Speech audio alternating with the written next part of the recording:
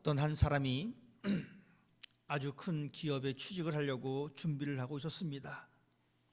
이 사람은 좋은 대우를 받기 위하여 또는 좋은 조건 속에서 일을 하기 위해서 다른 사람들이 편히 잘 때도 자기 자신은 잠을 아껴가면서 다른 사람들은 한가롭게 시간을 보낼 때에 그는 그 시간을 아껴서 오직 공부에 매진하여 취업 준비를 하고 있었습니다. 그 사람은 자신이 했던 이 모든 과정에 만족함을 느끼고 내가 충분히 합격할 수 있다는 생각을 갖게 되었습니다. 왜냐하면 남들보다 더 열심히 했기 때문에, 남들보다 더 많은 수고를 했기 때문에 나는 당연히 합격할 거야. 그런 기대를 가지고 시험을 보게 되었습니다. 그런데 결과는 불합격이었습니다. 몇 번이고 자기 자신의 수험 번호를 확인하고 번호가 맞는지 틀린지 확인합니다. 내가 혹시 잘못 들었는지, 내가 혹시 잘못 보았는지 자신의 귀를, 자신의 눈을 의심하기도 합니다. 도저히 상상할 수 없는 그동안 내가 수고했던 이 모든 노력에 비하여 너무 초라한 결과를 받아들이게 되었습니다.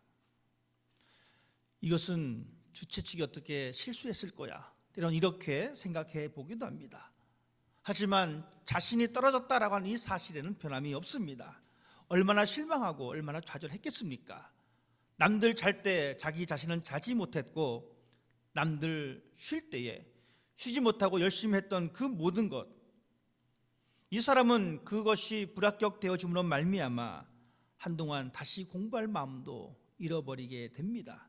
책을 보기도 싫습니다. 사람들을 만나기도 싫습니다. 때로는 나는 이렇게 무능력한 사람인가 라고 자기 스스로에게 화를 내기도 합니다. 기대가 크면 실망이 크다라는 말을 우리가 종종 합니다. 잔뜩 기대했는데 그것이 이루어지지 않을 때에 그 실망감은 더 큽니다. 반대로 전혀 기대하지 않았다가 무엇인가를 얻게 되어지면, 혹은 전혀 기도하지 않았기 때문에 무엇을 얻게 되지 못하면 그 사람은 실망하지 않습니다. 기대했던 것만큼 충격적인 결과를 얻었을 때 우리의 마음은 때로는 닫혀지고, 때로는 우리의 마음은 분노 속에 살아갈 때가 있습니다. 이것은 우리의 인간관계에서도 드러납니다. 내가 그 사람을 믿었습니다. 그러는데 그 사람에 대한 결과가 충격적인 결과로 다가올 때가 종종 있습니다. 그러면 우리의 마음은 어떻습니까? 그 사람에 대하여 갖고 있었던 이 모든 신의가 사라져 버립니다. 저 사람에게 내가 속았다라고 하는 이 분노한 마음이 우리 마음에 들게 되어집니다. 그래서 믿는 도끼에 발등 찍힌다라는 표현을 우리가 쓰기도 합니다. 예수님께서 죽으신 이후에 12제자에 속하지 않지만 그 제자 중 2사람이 엠마오라고 하는 마을로 가게 되었습니다. 그것까지의 거리가 한 7마일가량 되어집니다.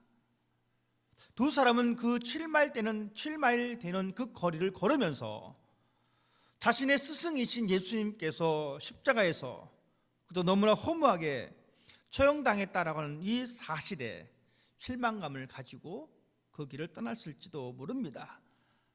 그들은 자기가 믿었던 스승이 메시아라고 믿었고, 또한 그 메시아가 이 어려운 나라를 구원해 줄 거라고 하는 기대가 있었는데 그 기대가 사라졌다라고, 그래서 이제 모든 희망이 사라졌다라고 말을 나눴을 것입니다.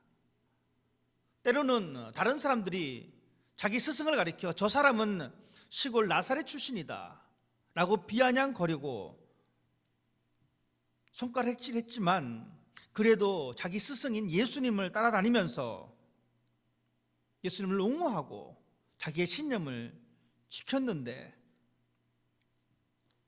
자신의 믿음이 헛된 것이다라고, 우리의 믿음이 참 보잘것없었다라고 그렇게 이야기했을지도 모릅니다. 그들은 또한 길을 가면서 그럼 우리가 앞으로 우리가 믿었던 메시아가 아니었는데 우리는 그럼 과연 어떻게 살 것인가, 과연 다시 메시아가 나타나서 하나님께서 이 나라를 이 압제로부터 구원해 주실까 라고 하는 이야기를 하면서 길을 걸어갔을지도 모릅니다. 그들의 발걸음은 가벼운 발걸음이 아니었습니다. 그들의 발걸음은 무거운 발걸음이었습니다. 그들의 대화 가운데 한 낯선 남자가 동행하게 되어집니다. 그 길의 방향을 살펴보면 충분히 이 사람 또한 예루살렘에서 온 사람임을 알 수가 있습니다. 왜냐하면 예루살렘에서 엠마오로 가는 그 방향이기 때문에 그렇습니다. 자연스럽게 이 두 제자에게 접근한 이 남자는 제자들이 슬픈 표정을 하면서 무거운 마음으로 대화를 나누는 모습을 보면서 묻습니다. 도대체 무슨 이야기를 하길래 당신들의 얼굴에 근심이 가득합니까? 당신들의 발걸음에는 힘이 없습니까? 그중 제자 중에 한 사람인 이 글로바가 그 낯선 사람들에게 이야기합니다. 당신은 어떻게 예루살렘에서부터 왔는데 그곳에서 일어난 이 사건들을, 그곳에서 일어난 이 소문들에 대해서 둔합니까? 글로바는 예루살렘에 있었던 일을 이 낯선 사람에게 말해줍니다. 예수는 하나님의 능력의 선지자였고 유대교 제사장들과 관리들이 사형 판결에 넘겨져서 십자가에 못 박혀서 처형을 당했으며 많은 사람들은 그가 구원자로 생각을 했었습니다. 그러나 결국 이 예수는 십자가에서 죽게 되었고 무덤에 묻히게 되었습니다. 참 재미있는 것은 3일이 지난 이후에 여인들이 무덤에 찾아갔지만 예수의 시신을 찾지 못하고 대신 천사들이 하는 말, 그가 살아나셨다 라고 하는 말을 듣게 되었다라고 전해 주었습니다. 이 낯선 남자는 예수님이었지만 제자들, 그들의 눈이 가리워져서 스승인 예수님을 알아보지 못했습니다. 예수님은 슬픔에 잠겨있는 제자들에게 성경 이야기를 자세하게 풀어서 설명을 해주십니다. 그리스도가 고난을 당하고 십자가에 죽어서 영광에 이른다고, 모세와 선지자들에서 이미 예견된 일이라고, 예언된 일이다라고 말씀해 주고 있습니다. 예루살렘에서 엠마오까지의 거리가 7마일이라고 제가 말씀을 드렸습니다. 이 정도 거리면 보통 사람들이 무거운 마음으로 걷게 되어지면 한 3시간 정도 나옵니다. 대충 3시간 정도의 길을 가면서 예수님은 제자들에게 그리스도에 관하여 말씀을 설명해 주셨을 것입니다. 메시아에 대한 예언을 말씀해 주시면서 그들은 엠마오에 도착하게 되었습니다. 날이 저물어졌고 그들은 숙소에 머물게 되어지고 예수님은 더 떠나려고 하실 때에 제자들이 예수님과 함께 이곳에 함께 있자라고 요청을 하게 되었습니다. 그래서 예수님도 그들과 함께 숙소에 들어가게 되었고 저녁을 먹게 되었습니다. 저녁을 먹을 때에 예수님께서는 떡을 가지시고 축사하시고 떡을 떼어 그들에게 주셨습니다. 그때 그들의 눈이 밝아졌습니다. 그리고 자신들과 이야기했던 바로 그 사람이 예수님이라고 하는 사실을 알게 되었습니다. 2시간 동안 길을 가면서는 눈이 가리워져서 예수님이라고 하는 사실을 알지 못했지만 이제 눈이 띄어져서, 이제 눈이 밝아져서 예수님을 알게 된 것입니다. 그런데 놀랍게도 예수님은 사라져 버렸습니다. 그리고 제자들은 이야기합니다. 우리가 성경을 들을 때에 우리 마음이 뜨거워졌다. 두 제자는 자신들의 자리를 박차고 다시 예루살렘으로 돌아가려고 합니다. 왜냐? 더 이상 우리가 이곳에 있을 수 없다는 것입니다. 자신들이 만난 부활하신 예수님을 다른 사람들에게 증거해야 되겠다라고 생각했기 때문입니다. 그래서 두 사람의 제자는 11제자와 다른 사람들이 모이는 곳을 향해 출발하고 도착하게 되어집니다. 그리고 자신들에게 나타났던 예수님의 부활하심을 알려주고 있습니다. 눈이 있다고 다 보는 것은 아닙니다. 귀가 있다고 다 듣는 것이 아닙니다. 눈이 있어도 보지 못하는 색이 있습니다. 귀가 있어도 듣지 못하는 음역대가 있습니다. 한국에서 사역할 때 함께 사역했던 목사님이 생맹입니다. 즉 신호등에 파란불을 못 봅니다. 근데 여전히 운전을 잘합니다. 저는 깜짝 놀랐습니다. 어떻게 색깔을 구분할 줄 못하는데 어떻게 운전이 가능하냐. 그자 그 목사님이 하는 이야기가 참 가관입니다. 자신은 이 순서를 본답니다. 순서를 보면서 이게 빨간불이구나, 파란불이구나, 초록불이구나. 눈은 있어도 보지 못할 때가 있습니다. 소리도 마찬가지입니다. 듣지 못하는 음역대가 존재한다는 사실입니다. 화가의 눈에 비치는 현상이 있고 음악가의 귀에 들리는 소리가 있습니다. 예술적 감각이 없는 사람은 아무리 눈에 보여도 그것을 찾아낼 수가 없습니다. 성경에서 눈은 단순히 보는 것만을 의미하지는 않습니다. 성경에서의 눈은 더 높은 차원의 이미지를 우리들에게 제공해 주고 있습니다. 바로 눈은 하나님과의 영적 통로입니다. 눈은 하나님의 신비를 바라보는 소통의 도구이기도 합니다. 글로바와 다른 제자는 길을 가는 도중에 부활하신 예수님을 만났지만 그들의 눈이 가리워져서 예수님을 알아보지 못했습니다. 예수님께서 허무하게 십자가에 죽었다는 사실에 실망하였고 자신들의 메시아는 더 이상 존재하지 않는다는 사실에 절망하고 있었기 때문에 저들의 눈은 가리워졌습니다. 성경 원문에 보면은 이 가리워졌다라고 하는 말의 의미는 어느 한 곳에 붙잡혀 있다라고 하는 의미가 있습니다. 즉 어떤 사실이나 어떤 환경 속에 계속 지배받고 있습니다. 그래서 지배받고 있다 보니까 갇혀 있다 보니까 닫혀 있는 것입니다. 다른 돌파구나 생각이나 사고가 멈추어 버린 것입니다.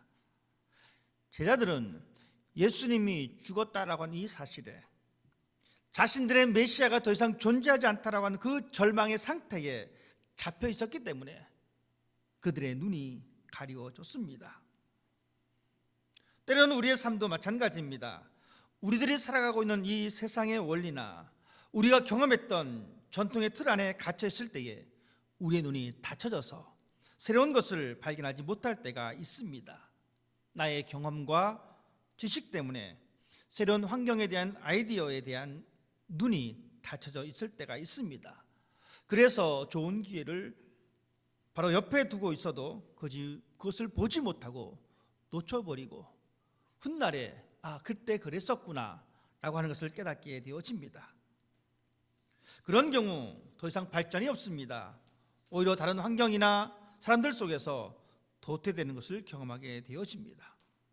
물론 우리 자신의 경험의 세계가 중요하지만 때로는 그것을 뛰어넘는 순간도 대단히 소중한 것입니다. 또한 우리들은 세상 원리에 너무나 익숙해져 있습니다. 행복의 조건이 무엇인지 우리는 이미 알고 있습니다. 많이 소유한 사람이 행복하다라고 하는 생각을 이 세상의 원리에 우리는 동의를 합니다. 그리고 많이 소유하기 위해서 수단 방법을 가리지 않습니다. 때로는 자기 자신의 양심마저도 포기할 때가 있습니다. 다른 사람들을 무시하고 불합리하게 착취할 때도 있습니다. 많이 배운 것이 행복의 기준이다라고 생각합니다. 그래서 자기 자신의 지식을 자랑하기도 합니다. 오히려 배우지 못한 사람을 무시하고 올바르게 대우를 해주지 않습니다. 돈도 지식도 권력도 행복의 조건임은 무시할 수가 없습니다. 그렇지만 그것이 전부라고 생각하고 살 수는 없습니다. 돈과 지식과 권력이 행복의 조건인 것은 세상의 원리입니다. 그러나 우리는 그리스도인입니다. 눈이 가리워지면 우리는 희망의 문을 발견할 수가 없습니다. 눈이 가리워지면 우리는 생명의 길을 찾을 수가 없습니다. 눈이 가리워지면 우리는 절망 속에서 주저앉을 수밖에 없습니다. 아브라함의 처 하갈이 그의 아들 이스마엘과 함께 그의 집에서 추방을 당하게 됩니다. 사라는 이스마엘이 자신의 아들 이삭을 희롱하게 되는 것을 보게 되었고 결국 하갈과 이스마엘을 광야로 쫓아냈습니다. 어느 정도 시간이 지났을 것입니다. 가지고 있었던 음식도 다 떨어지고 먹는 물조차 다 소진해 버렸습니다. 이제 남은 것은 죽음밖에 없습니다. 하갈이 열심히 물을 찾습니다. 아무리 물을 찾아도 찾을 수가 없습니다. 왜냐하면 그녀의 눈이 가리워졌기 때문입니다. 부활하신 생명의 예수님이 바로 곁에 있음에도 불구하고 눈이 가리워진 제자들은 예수님을 발견할 수가 없습니다. 여전히 실망의 자리에서 벗어날 수가 없습니다. 자신들이 믿었던 메시아가 힘없이 십자가에 처형되었다는 사실에 사로잡혀서 더 이상 이제 이스라엘의 구원이 사라졌다라고 하는 그 사실 앞에 저들의 눈은 가리워져 있었습니다. 눈이 가리워졌기 때문에 희망을 볼 생각이 없습니다. 다른 생명의 끈이 있다라고 하는 사실에 접근할 수가 없습니다. 오로지 절망의 그늘에 앉아서 어둠의 세력 앞에 무기력하게 살아갈 수밖에 없었습니다. 우리의 신앙도 그것을 경험할 때가 있습니다. 눈이 가리워져서 하나님의 말씀을 읽어도 그 진리를 발견할 수 없을 때가 있습니다. 말씀을 들어도 그것을 깨닫지 못할 때가 있습니다. 아무 때나 예수님을 경험할 수 있는 것이 아닙니다. 우리의 눈이 가리워지면 예수의 부활은 다른 세상 사람 이야기입니다. 부활하신 예수님을 만나는 이 경험은 오직 성경에 기록된 사건으로 끝나게 됩니다. 나와는 전혀 상관없는 아주 먼 나라의 역사책에 기록된 사건일 뿐입니다. 우리가 살아가면서 내가 처한 이 암울한 현실 때문에 눈이 가리워질 수도 있습니다. 나의 앞에 희망의 눈이 보이지 않는다라고 하는 이 사실 때문에 우리의 눈이 가리워질 때가 있습니다. 아무리 찾으려고 해도 우리의 눈이 가리워지면 우리는 찾을 수가 없습니다. 그래도 절망하거나 포기하지 않기를 바랍니다. 나의 자리가 절망의 자리라 할지라도 하나님이 우리의 눈을 열어 주십니다. 그리고 생명을 보게 해 주십니다. 예수의 부활을 경험하게 하실 것입니다. 왜냐하면 우리는 예수님의 부활의 증인이어야 하기 때문입니다. 부활하신 예수님께서 제자들과 함께 저녁 식사 자리에 앉으셨습니다. 떡을 떼어 기도하시고 제자들에게 나누어 주셨습니다. 마치 십자가를 앞두고 유월절 마지막 만찬을 하셨던 그 장면처럼 예수님은 떡을 떼어 제자들에게 떡을 주셨습니다. 그때 비로소 눈이 열리게 되었습니다. 그리고 그들은 부활하신 예수님을 알아보게 되었습니다. 부활의 예수님을 그냥 볼 수 있는 것이 아닙니다. 하나님께서 눈을 열어주실 때에 우리는 경험할 수가 있습니다. 우리의 눈이 열릴 때에 비로소 우리는 하나님을 바라보게 되는 것입니다. 예수님께서 주시는 떡을 먹을 때에 우리는 비로소 예수님을 볼 수가 있습니다. 떡을 먹는다는 것은 바로 예수님과 나와 한 운명 공동체다라는 사실을 받아들이는 것입니다. 예수님과 특별한 관계 안으로 들어가는 것입니다. 그래야 비로소 예수님을 인식하고 예수님을 경험하게 되는 것입니다. 우리는 그리스도인입니다. 세상의 원리로 살아간다면 우리에게 신앙은 그렇게 의미가 없습니다. 여전히 세상의 원리로 교회를 다니신다면 그것은 신앙이 아니라 취미입니다. 언제든지 적당한 거리를 유지합니다. 포기하고 싶을 때 쉽게 포기할 수가 있습니다. 하나의 장식품밖에 될 수가 없습니다. 세상의 안경으로 우리의 인생을 만들 수는 없습니다. 세상의 원리로 우리의 신앙을 감당하면서 나는 그리스도인이다, 나는 부활의 예수를 경험했다 말할 수 없습니다. 그것은 거짓입니다. 사탄의 속임수입니다. 예수는 우리와 한 운명 공동체입니다.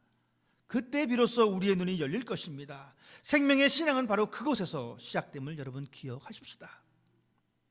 눈이 밝아져 예수님을 바라봤던 그들의 고백을 한번 들어보십시다.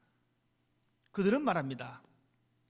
길에서 그분이 우리에게 말씀하시고 성경 말씀을 설명해 주실 때에 우리 속에서 뜨겁지 않더냐. 돌아보니까 성경 말씀을 가르치시고 들을 때에 우리의 마음이 열려 있었다라는 것입니다. 우리는 여기서 성경 공부에 대한 인식을 새롭게 해야 될 필요성이 있습니다. 성경 공부는 신앙의 열정이 있는 사람들만이 하는 것이 아닙니다. 시간이 남아서 성경 공부를 하는 것이 아닙니다. 성경 지식을 얻으려고 성경 공부를 하는 것이 아닙니다. 성경 공부라고 하는 이 과정을 통하여 우리는 하나님께 나아가는 것을 배우는 시간입니다. 성경 공부가 나의 열정, 나의 신앙의 열정을 보여준다라고 하는 것을 생각할 수 없다는 이야기입니다. 마치 수도사들이 수행하는 그 시간들을 통해서 경건을 유지했듯이 우리도 그런 마음을 가지고 성경 공부에 임하는 사람이 되어야 합니다. 신앙은 열정만이 전부가 아닙니다. 신앙은 열정과 더불어 성경 공부도 함께 있어야 합니다. 물론 신앙의 열정은 우리의 감정을 불러일으킬 때가 많이 있습니다. 신앙의 열정은 마치 속도와 같습니다. 열정이 있을 때는 누구보다도 앞서 달려갑니다. 그러나 열정이 사라지면 멈춥니다. 그리고 자신의 열정을 알아주지 못하는 환경들에 대하여 실망하고 주저앉게 됩니다.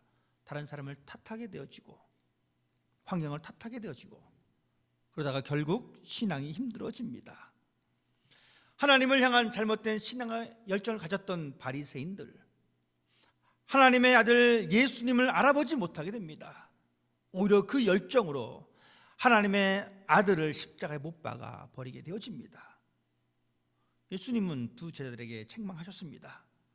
너희들은 정말 미련한 사람이구나. 예언자들이 말한 모든 것을 믿지 못하느냐. 열정만을 가지고 있었던 제자들에게 성경을 들을 것을 말씀해 주고 있습니다. 성경을 배울 것을 말씀하고 있습니다. 그래서 예수님은 제자들과 이 2시간 동안 이 길을 걸으시면서 성경을 다시 가르쳐 주고 있었던 것입니다. 열정과 더불어 있어야 할 것이 바로 성경 공부입니다. 바리새인들과 서기관들은 열정만 있었지 그 열정의 방향이 틀렸던 것을 우리는 보게 되어집니다. 성경을 공부한다는 것은 성경을 듣는다는 것입니다. 믿음은 들음에서 생기고 들음은 그리스도의 말씀에서 비롯됩니다. 사도 바울의 이 고백을 우리는 귀담아 들어야 합니다. 그리스도의 말씀을 들어야지만이 그리스도를 향한 올바른 방향으로 나아갈 수가 있습니다. 그렇지 않으면 우리는 바리새인들처럼 자신들만의 열정만을 내세워서 결국 하나님의 아들 예수를 인식할 수 없는 그 자리에서 헤어나오지 못하는 잘못을 저질 수밖에 없었다는 사실입니다. 예수님과 더불어 말씀을 들었던 제자들은 예수님과 함께 더 많은 시간을 보내려고 합니다. 말씀을 들어서 예수님과 더 많은 시간을 갖기를 원했던 것입니다. 그 마음이 있었기에 결과적으로 그들은 예수님을 바라볼 수가 있게 되었습니다. 새로운 시각을 갖게 된 것입니다. 물론 기독교는 행위의 종교가 아닙니다. 우리 행위를 가지고 결단코 하나님 앞에서 자랑할 수가 없습니다. 그러나 우리의 최소한의 행동은 필요한 것입니다. 우리의 눈이 열리는, 그래서 하나님의 놀라운 은혜를 발견할 수 있는 자리에 우리는 있어야 합니다. 하갈이 사막에서 부르짖었듯이, 한나가 자식을 얻기 위해서 성전에 부르짖었듯이 우리의 모습이 그런 모습이 되어야 합니다. 그럴 때 하나님께서는 하갈의 눈을 열어주셔서 샘을 발견하게 하셨습니다. 그럴 때 하나님께서는 한나의 태문을 열어주셔서 민족의 위대한 자녀를 주셨습니다. 또한 우리에게도 우리의 눈을 열어주십니다. 우리는 이제 새로운 세상을 볼 것입니다. 이제 우리는 부활의 주님을 볼 것입니다. 우리의 새로운 시각으로 생명을 쫓게 될 것입니다. 새로운 가치관으로 세상을 살아갈 것입니다. 사라져버리는 세상의 원리가 아닌 영원하신 하나님 나라의 원리를 가지고 우리의 신앙을 만들어 갈 것입니다. 그리고 부활의 증인으로 살아가게 될 것입니다. 우리의 눈이 열렸을 때에 우리는 어둠 속에서 빛을 발견합니다. 우리의 눈이 열릴 때에 우리는 하나님의 능력을 발견하게 되어집니다. 마치 스데반이 죽음의 문턱에서 하나님의 영광과 부활하신 예수님이 하나님의 우편에 서신 것을 본 것처럼 우리도 우리의 삶의 자리가 많은 사람들이 희망이 없고 절망의 자리라고 외면한다 할지라도 우리는 생명의 풍성하신 하나님을 바라보면서 예수 그리스도의 구원의 희망을 노래할 수가 있습니다. 우리는 눈을 들어서 참 보배이신 예수 그리스도를 발견하게 될 것입니다. 하나님, 나의 눈을 열어 주옵소서. 우리 기도에 하나님께서 응답해 주십니다. 기도하겠습니다.